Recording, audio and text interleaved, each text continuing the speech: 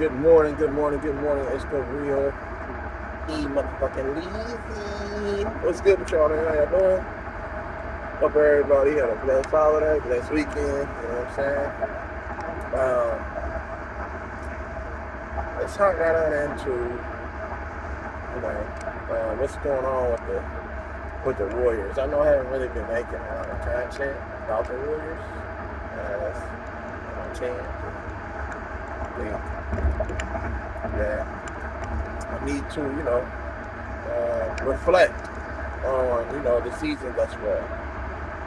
44 games in, halfway through the season, just about.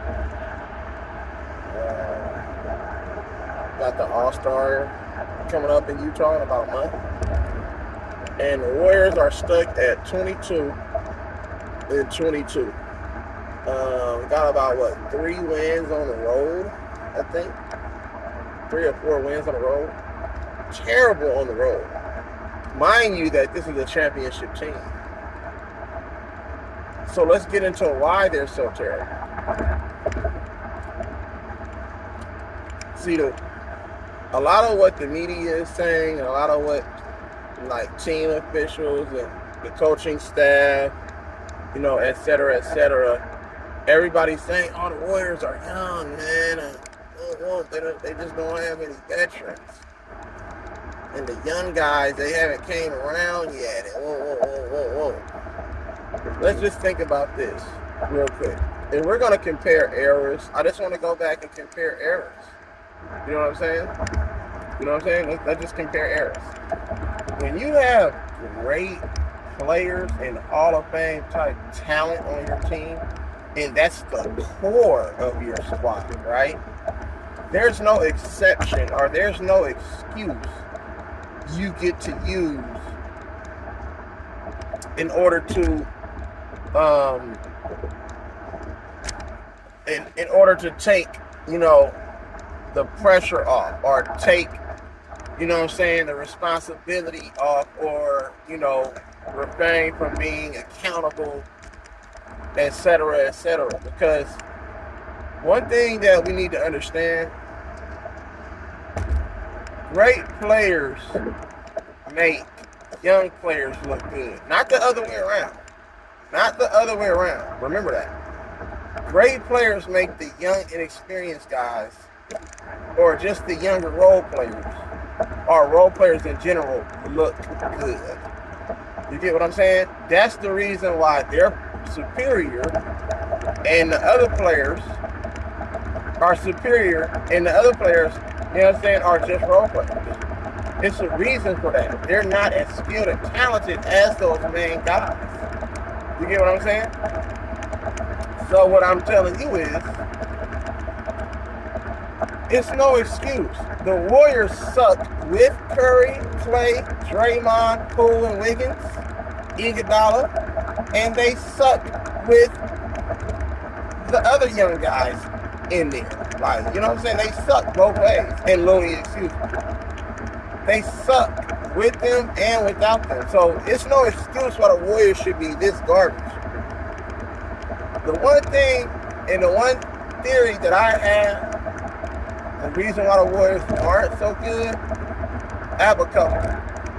You know what I'm saying? There's the storyline.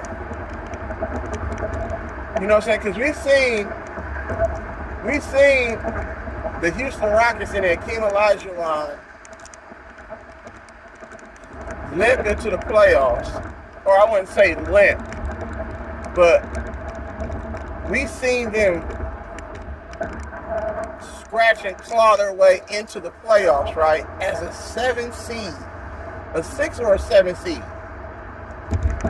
okay, and they won the second of a back-to-back championship, and they pretty much had the same squad, but they were going through different challenges within that season. You know what I'm saying? So this could be a repeat of that championship season by the Houston Rockets, the second of a back-to-back. You know what I'm saying? This could be a repeat. And then another thing is, see, they don't let two major sports teams win a championship within the same year. You see what I'm saying? So last year the Warriors won, right? So this year it's a lot of praise and a lot of hype around the 49ers. You know what I'm saying? And maybe that can be a reason why, well, wait a minute, we can't have two celebrations within the same city, two championships. You feel me? Football and basketball, major sports. So you have to pay attention to things like this.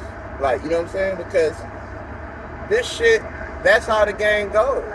Like, you have to pay attention to things like this. You feel me? And these are the things,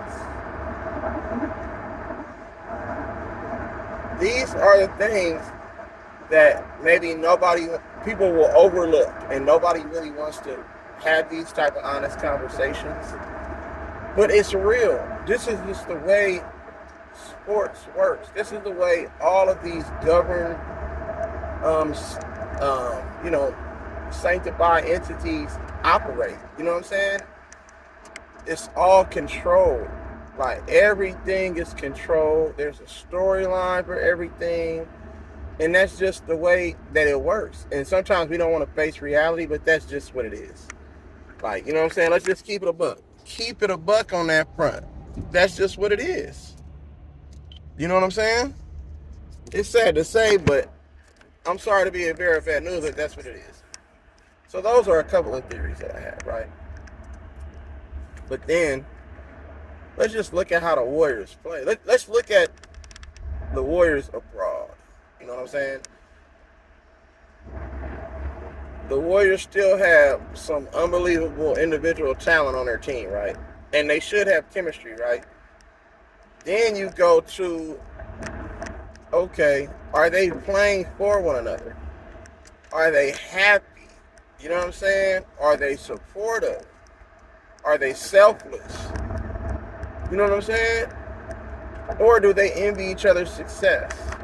When you throw money out there, oh, he gets paid this and I don't get paid this and yada, yada, yada. It's too many different variables that we have to worry about that cause you to look at the game in a totally different perspective that's real. It's real,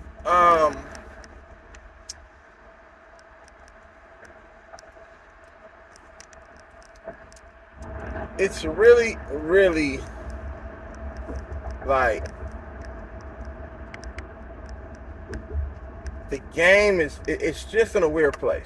Like, you know what I'm saying? It causes you to look at the game from a point of view that might just be a little bit different. It might be off. It could be disrespectful. You know what I'm saying? But it is what it is. It is what it is. It's nothing that we can do as, fans of the game.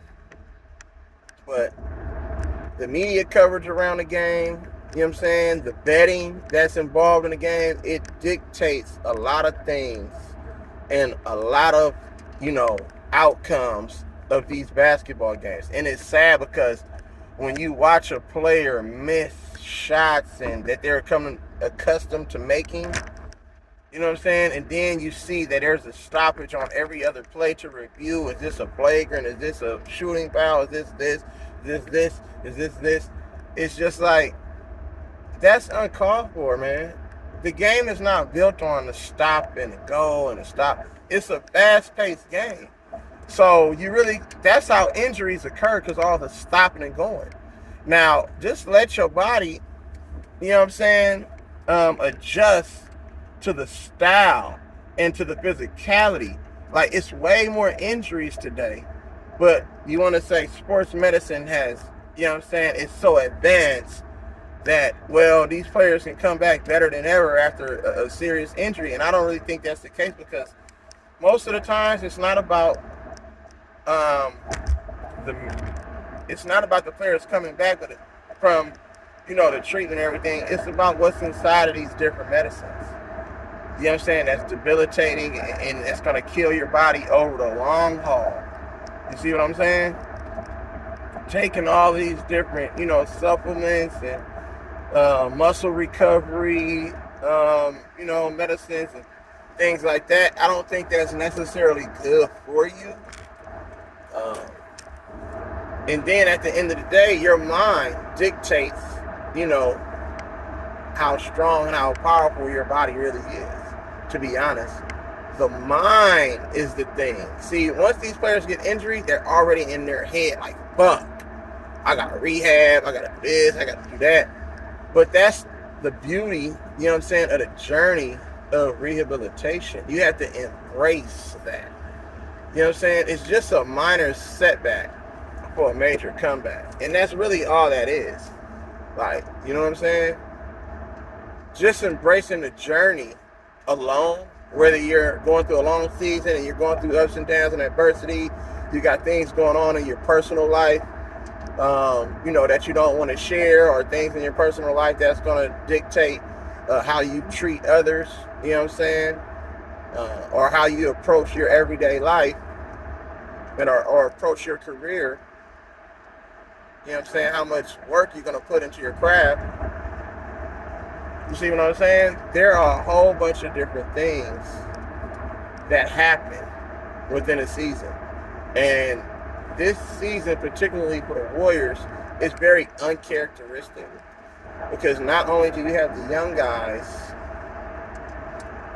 being asked to grow up right before our eyes and play a key role on a championship level team, now these young guys are set back by injuries. Not only did they already doubt themselves or trying to find their way and, be comfortable in their roles and figure out what kind of player they want to be and adjust to a system and an offense, now they have to deal with the setback and the adversity of rehabbing an injury. So now you put that coupled with the other thing that I just mentioned, and now you're going to have, a lot of inconsistencies, a lot of doubt. And you're going to see a team like the Warriors struggle. A lot of low managing, injuries to your star players, uncertainties with lineups. And the coaching, to add to that, hasn't been superb. See, Steve Kerr is not a defensive-minded coach. Steve Kerr really isn't a motivator of his guys. Steve Kerr is more confident in his system and his coaching staff than he is in motivating and inspiring his guys and holding certain players and certain people accountable. Allowing players to have free reign and do this and do that, that's good and dandy, right? Until it's not. You see what I'm saying? Greg Popovich, Phil Jackson, all these players, all these coaches, who had supreme success, Pat Riley, you know what I'm saying? They held their players accountable. There was a certain way that these players played, and they knew not to come out and compound one mistake and compound them with multiple mistakes and let them build. You see what I'm saying? That just wasn't in the DNA, because there was an accountability, you know what I'm saying, to be held. There was accountability to be held. And these guys today don't like taking accountability. It's always somebody else's fault. And that's what we have to deal with. You know what I'm saying, in today's game. It's always everybody else's fault. Oh, no, it's not me. They're pointing at this guy. He missed an assignment. He didn't cut. He didn't set the screen right. He didn't shoot the shot when he should have shot the shot. That's bad, bro. That's why you see a bad brand of basketball. It's a bad brand of basketball being played because there's no accountability out there. Like, you know what I'm saying? Nobody's taking accountability. From the coaches to the players, everybody is pointing this, he, who, how, what's going on, like, you know what I'm saying? And that's bad. Coaches are literally throwing games. Steve Kerr really doesn't know how to manage what he has. See, this is a season, and this is a time, and this really shows you that coaching in the NBA is very, very obsolete. You know what I'm saying? For certain teams. And it makes you wonder, well, damn, you won all these championships.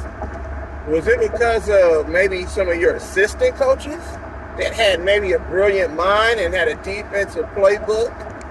It's like football. You got an offensive coordinator, you got the coach who signals the plays, and you get it from the offensive coordinator. They get it down to the coach. The coach then, you know what I'm saying, relays that play to the quarterback. Then on the defense, you have a defensive coordinator who relays that play to the head, you know what I'm saying, quarterback on the defense, which is normally the linebackers. He tells everybody, this is what we're doing, this is what we're doing, this is what coverage you're in, whoa, whoa, whoa. You know what I'm saying? Just like that. So to see what Mike Brown is doing with that Sacramento Kings team after they got a whole bunch of new players into the fold, you know what I'm saying? And some young guys. You got Sabonis and you got, you know, De'Aaron Fox, who's been in the league for about 5-6 years, and then you got Harrison Barnes, who won a championship with the Warriors.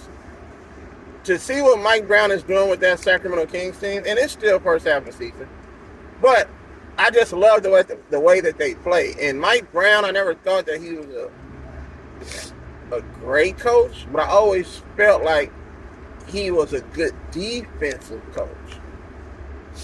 You know what I'm saying? So he's getting a chance to really, and they're buying in. See, if the players have to buy in, they're buying into what he's selling over there. He's preaching play hard, every possession, move the ball, you know what I'm saying, and play with a lot of energy on defense. Help the helper, you know what I'm saying, communicate, and stop the ball at the point of attack. And don't give up dribble penetration. You know what I'm saying? You're going to show and you're going to hard hedge. You're going to flatline him out. You know what I'm saying? You're going to give that man, his defender, enough time to recover. And now I can drop back in coverage and cover my guy. Because 9 times out of 10, the big man, the 4 and the 5, they're not moving like that. You know what I'm saying? They got the 4 and the 5 playing point guard. So they're really stationary on offense. They're going to set screens and things like that. Like, we don't have too many athletic bigs in the league right now. Our best big man plays under the basket. You know what I'm saying? So that's just what it is. It's only a few. It's not that many. You know what I'm saying? It's not that many good skilled big men like that. You know what I'm saying? So just from that aspect, right? The Warriors are hurting themselves because they don't have a solid, you know what I'm saying, coaching staff. I love Kenny Atkinson, but Kenny Atkinson really isn't allowed to, you know, be Kenny Atkinson. I know he came back and he turned down a job in Charlotte, but I thought that he should have took that job in Charlotte so he can showcase how good of a coach he really is. Because on this Warrior team, he's really not looking like he's that good of a coach, especially being the assistant coach, because the assistant coach is really the coach that the players respect more than the head coach on the team in a lot of situations. Like, you feel what I'm saying? So the Warriors have to shore up a lot of inconsistencies. There are a lot of holes that need to be plugged so the Warriors can really focus on basketball, focus on having an attention to detail. You know what I'm saying? It starts in the film room, to be honest. Like, if they watch film and break down film, it's no reason why the Warriors should be that bad on defense, no matter if you have young guys or not. Because when you study the film, you study player tendencies. That's very important. Player tendencies. Knowing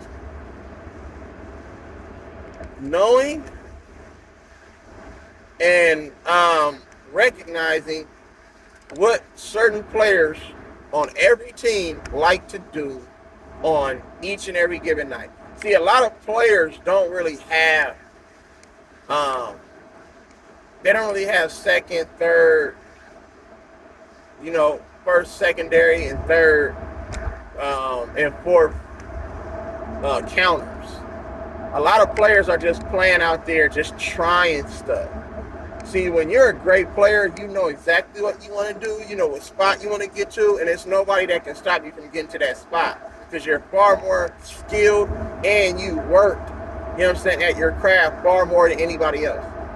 You know what I'm saying? So taking away a player's strengths should be super easy in today's game because everything is dribble, dribble, dribble, step back. You know what I'm saying? Nothing is really done. How can I say it? Nothing is really done. Um, what's the word that I'm looking for? Uh, Nothing is really done mathematically. You know what I'm saying? To go and get a bucket. It's like, oh, I'm about to spin and try this move. No, Kobe never said I'm about to try this move. He said, you know what? I can get to that spot, and then if I hit them with this move, a pump fake, they're gonna at least go for 2 or 3 pump fakes, and then I can create a little separation. Because once you start biting at the pump fake, you're not gonna be able to get it as enough lift and torque on contesting that shot. You know what I'm saying?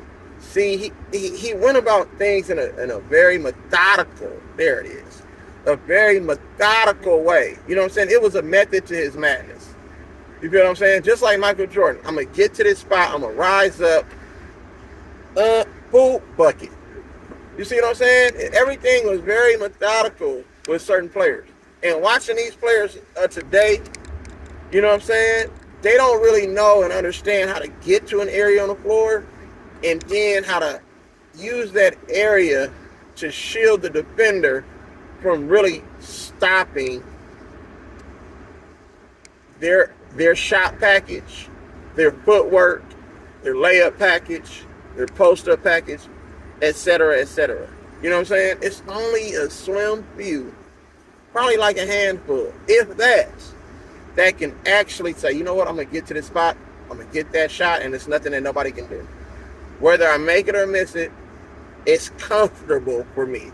You know what I'm saying? I'm very, very comfortable shooting over a contested hand, you know what I'm saying, etc., etc. So we have to understand that when you're playing in a system, right, which the Warriors have designed for ball movement and body movement, sometimes that you can get lost in that system and forget what skills you really possess as a basketball player, because you're asked to do 2 things: screen and the extra pass. You get what I'm saying? But then every team in the NBA doesn't run their offensive sets like that. It's more teams that's starting to play, you know what I'm saying, with that screen, move the ball, handoff, dribble screen, extra pass, kick it, drive, pump fake, you know what I'm saying, kick it one more time, you know what I'm saying, set that back, stagger, and then get your shooter open. But every team doesn't have an elite shooter or elite shooters like the Warriors do. Like, you know what I'm saying? So that offense is pretty much, you have to pick your poison. You can't leave either one of those guys open. But the talent that the Warriors have on their team, it can be used in a different way within the framework of the offense. Like, you know what I'm saying? See, now, since Draymond Green is so good at defending in transition in the half court, I would, in my opinion, I would run a smaller guard out of the post. You know what I'm saying? I would run a smaller guard out of that post action. I know they like to do the dribble handoff with Looney and Draymond in that little post area, that little 15 to 17 feet away from the basket. But at the end of the day, bro, you have to mix it up. Change up your looks sometimes. It's okay to run that same action and have one of your guards be the screener. Like, you know what I'm saying? Because now, if the guard is screening, now they can be the decoy. Oh, if he's setting the screen, shit, like, I can relax. If he's setting the screen, I don't really have to do nothing. But then that's when you come off of that next screen, you know what I'm saying, and get that movement action. So it's kind of like they're running a triangle offense, you know what I'm saying, at the same time, and still running their stuff, because that's all that the Warriors offense is. It's a mix of the triangle and the Greg Popovich system with the ball movement and, you know, the flare screens and the staggers and the back screens and the ball movement like that. But at the end of the day, Draymond can shoot the basketball. See, once Draymond started making jumpers like he did in that fourth quarter, and then that second half of yesterday's game, it opened up a lot of different things. So now you have to pick your poison. I can't just leave Draymond open, because that in turn that killed Washington yesterday down the stretch of that game. Draymond hit some clutch threes, which he is capable of doing. We've seen it throughout his career. We've seen it especially at the early beginning stage of his career, before they told him, you know what, I just want to focus Clay and the Splash Brothers. You know what I'm saying? Like that. And that's just pretty much what it was. But the Warriors have to change things up a little bit. Like, you know what I'm saying? You can't, because right now they're just they're it's insanity. You know what I'm saying? They're doing the same thing, expecting different results. No. Throw some different looks at teams. And that's on offense. And then on the defensive side of the ball, I don't understand why, and Jordan Poole is my guy, but these guys got to get better defensively. They have to take more pride in playing, both sides of the ball. They have to take more pride in playing both sides of the ball. It's imperative to the Warriors' success. It's key. That's detrimental to the Warriors' team if their defense isn't one of the top defenses in the NBA. That's the reason they won a championship last year. They had one of the best defenses in the NBA, and we already know what the offense is going to do. You know what I'm saying? So I just think that they're trying to move on from that shit. I think this might be the time, or the Warriors, this might be the last season, realistically, if you want to look at them winning any kind of championships. You know what I'm saying? I don't know if they're going to be able to win another one, even though Stephen A. came out, and I thought that the Warriors would be able to, control this little short era in the NBA, and they can get and squeeze out a couple more championships. But even last year, I said the Warriors were done winning championships, because I just seen a shift. The money start coming, the endorsements start coming, the commercials and everything, and I was like, well, that's good enough for the NBA to market that. But as far as they have to find a way to let other teams win. The Joker is going to get a championship. Luka will win a championship. Giannis already won a championship. Those are the three players that they're really focused on, trying to get them a championship. And also, I think Joel Embiid. But Joel Embiid sometimes just kind of says what he wants with his mouth. And I don't think that the league likes that kind of representation. They don't really want you to expose anything or say things that's going to damage or challenge the league in any kind of way. So with those three players, they're going to find out a way to get them a championship. Whether it's on the teams that they're already on. We know Giannis already won with Milwaukee, you know what I'm saying, and they're doing pretty good this year. So we don't know what that's going to look like. We know Luka is a hell of a player. You know what I'm saying? Hell of a basketball player, you know what I'm saying? Offensively, that is. And then the Joker, the same with the Joker. Hell of a talent, you know what I'm saying? Hell of a basketball survivor. You can't really stop those two players. They're going to try to find a way to get them a championship before it's all said and done. Because, they have this whole thing with the international guys, and they're, you know what I'm saying, they need to build a case. You see what they did with Mark Gasol, Pau Gasol. They got them a championship. Dirk Nowitzki got them a championship. Tony Kukoc back in the day, you know what I'm saying, when he was sought after, you know what I'm saying, by the Chicago Bulls after the Olympics and everything. So, and they got him a championship. So we know how stuff like that plays out. They tried to get Steve Nash, who's Canadian born, they tried to get him a championship as a player and as a coach. It didn't work out. He wasn't that good, you know what I'm saying, to overcome, certain obstacles and adversities as a coach and a player. And it played out the way it played out. Tim Duncan was far greater. And Tim Duncan for the Virgin Islands, you know what I'm saying, Manu Ginobili, Tony Parker. So they really try to figure out how can we get the international players, you know what I'm saying, a championship. And that's all really what it's about. You know what I'm saying? Look, if you look at the Warriors right now, let's look at their team. Who on their team outside of Jonathan Kuminga is an international player? See, last year they had E-Leezy. The Warriors always had an international player on their team. Has anybody ever paid attention to that? The Warriors always had an international player on their team when they won them championships. From Andrew Bogut, Anderson Varejao, Zaza Pachulia, You know what I'm saying? Nemanja Bjelica. You have to look at that, bro. Like, that matters. And now they have an international player, Jonathan Kuminga, but he's black. You see what I'm saying? It's different when you're a little bit, when you're a European looking motherfucker, it's different. But when you color, when you black, they like, oh man, fuck that. You know what I'm saying? We ain't giving them motherfuckers the time of day. You know what I'm saying? Look at what's going on with the motherfucking, I'm going to shift it over real quick, just so I can make that point. Look at what's going on with the Tampa Bay Buccaneers. Ended up losing last night. Tom Brady looked terrible this whole season. But guess what they did? Guess why Tom Brady looked so bad? They put Todd Bowles to run the show. You know what I'm saying? When they had Bruce Arians, it looked like Tom Brady was like this all king and hell of a quarterback. And then as soon as they switched coaches, now Tom Brady don't know what the fuck he doing. He still had the same offensive coordinators, Byron Leftwich. You know what I'm saying? They still had the same offensive coordinators, thinking you're still the same quarterback.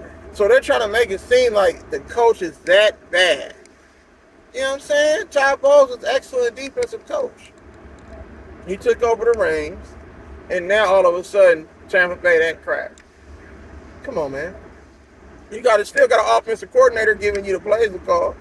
You still got a defensive coordinator running the show on defense. You see what I'm saying? So how can they put all that on the coach, bro? It makes it. You see that correlation right there?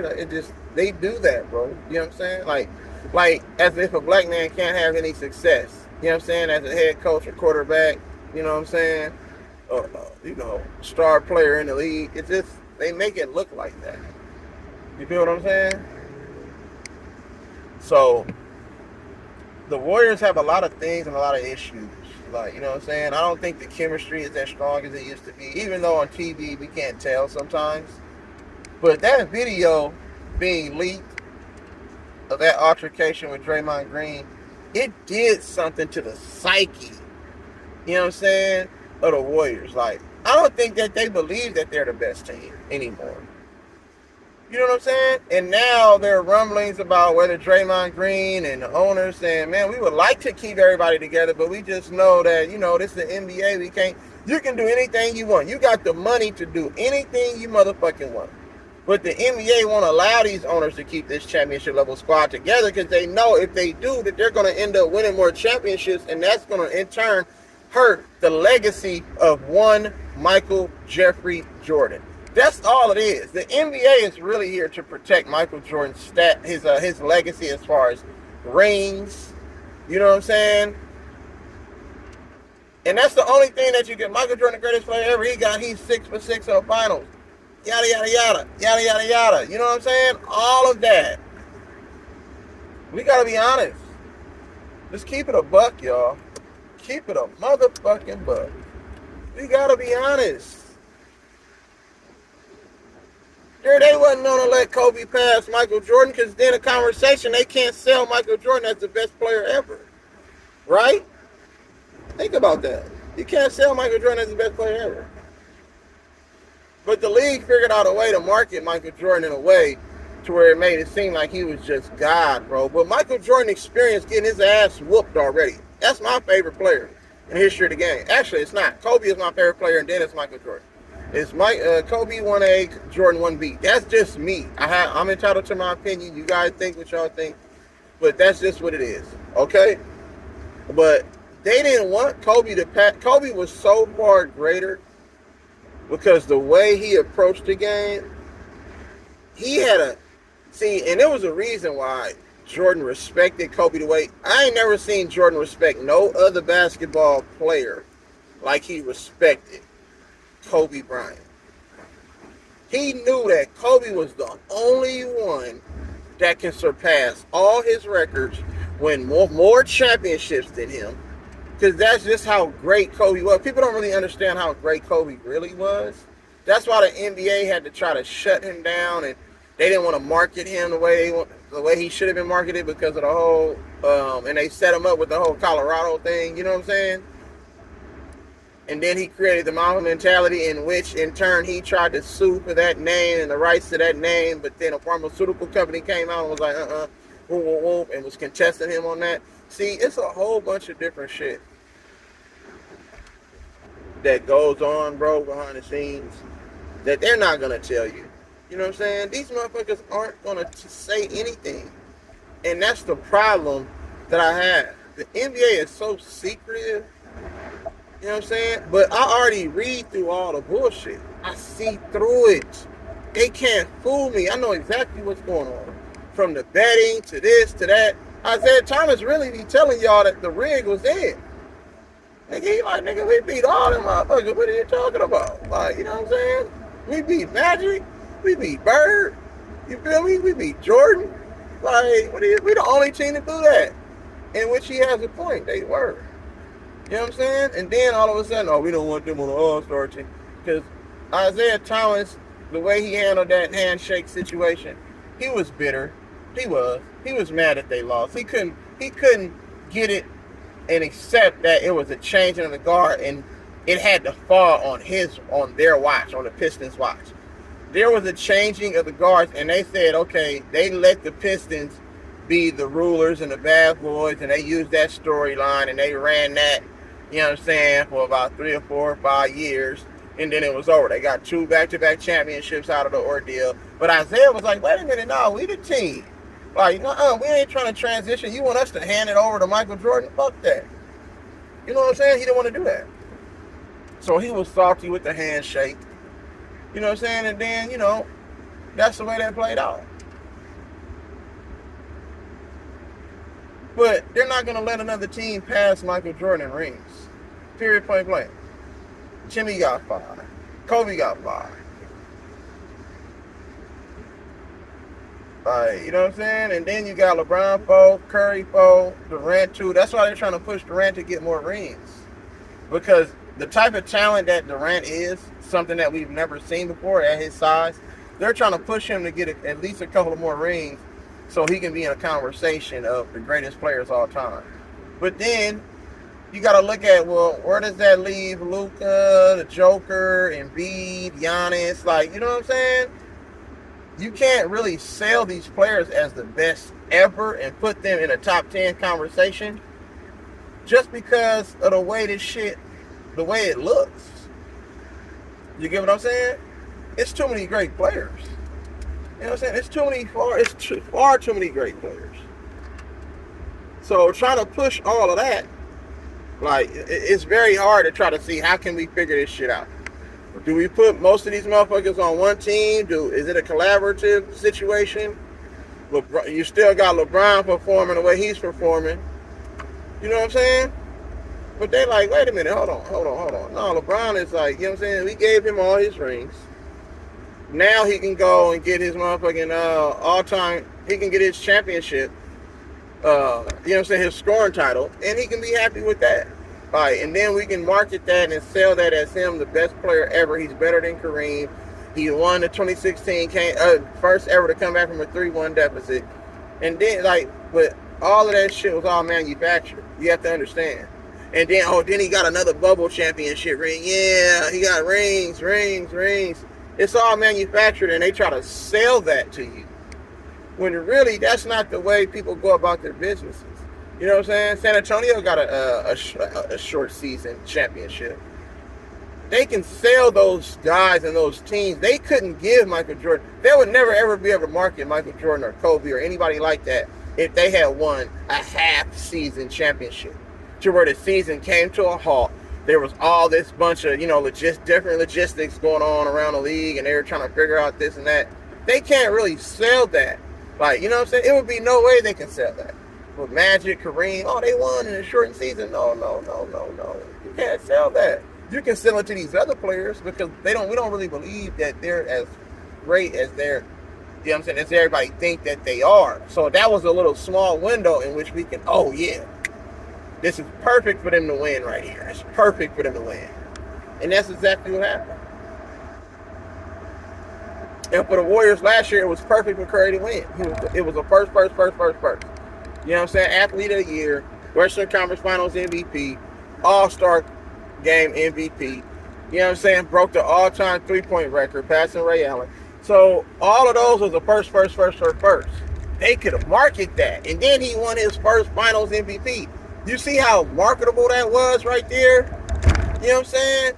Followed up by Man of the Year or Athlete of the Year, all that stuff that I mentioned. So that's marketable. But what's the storyline this year? You can't really market Curry like that. How can Curry cannot have a better season this year than he did last season? It just won't work. Or equally. You can't have the same season equally. It just won't work. You know what I'm saying? So you have to look at that.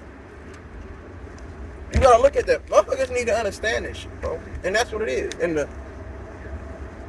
So the culture of the Warriors is really dwindling and it's changing. You see what I'm saying? And I don't know if they're gonna be able to respond and win another championship. And that's just what it is. So if you agree with what I said, then you know what I'm saying, like, hit the thumbs up, share the content, share the video. If you don't agree with what I said, then still like, still share, still comment. You know what I'm saying? And we can have honest and healthy dialogue. So that's what it is, man. Holla at your boy, the real E-Leezy, man. Make sure that you smile, cry, laugh, right? And love, live life. Please. That's very, very important. You know what I'm saying? I love y'all. You know what I'm saying? And I get back at y'all.